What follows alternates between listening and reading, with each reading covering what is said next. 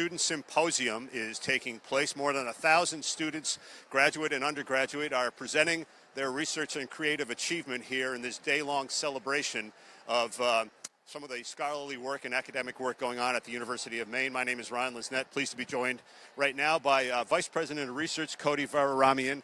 Just talk about this event and what's the bigger impact in terms of economic development and impact on the workforce, do you think? Sure. Well, I'm first of all very delighted to be here, and I would like to also invite the general public to join us here, those who are within driving distance. Well, we are Maine's research university. University of Maine is Maine's research university, and our primary function is workforce and economic development. And as part of that also, what is the role of research in all of this? Research effectively allows us to discover new knowledge.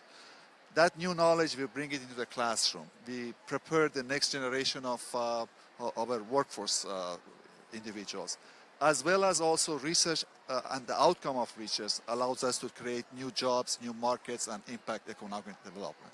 Thank you very much. We're also joined by Ali Abedi, who's a professor of electrical engineering and also the director of the Center for Undergraduate Research. Ali, thanks for joining us here. Just talk about undergraduate research at the University of Maine. How big a role does it play? Is it somewhat unique in how prominent it is for undergraduates to do research and projects in particular? What makes University of Maine education unique is the opportunities for experiential learning for students outside of the classroom. So our Center for Undergraduate Research basically supports faculty mentor research in all different disciplines across campus. Today we have over 1,300 student presenters here at Cross Insurance Center, and they work on research from business to arts to social sciences, engineering, humanities. And what makes them stand out when they go to hunt for jobs is that they actually work on research that is relevant to Maine and impacts our daily lives. All right. Looks like a great event. We appreciate you joining us. Thank you. All right, we have some students that are going to be here talking about their projects, so come on in if you would. And let's start here. Your name is Dan. Maybe introduce yourself and what is the project that you are presenting here today? Right. So I'm Dan Regan, a first-year graduate student in Dr. Caitlin Howe's lab.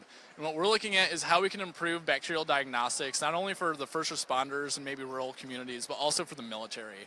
And so what we're looking at is combining maybe a slippery surface with paper-based diagnostics so we can make it cheap, but also a way that we can start to improve the time to results and maybe cut down on the infections and emerging diseases that we have in the communities. So first responders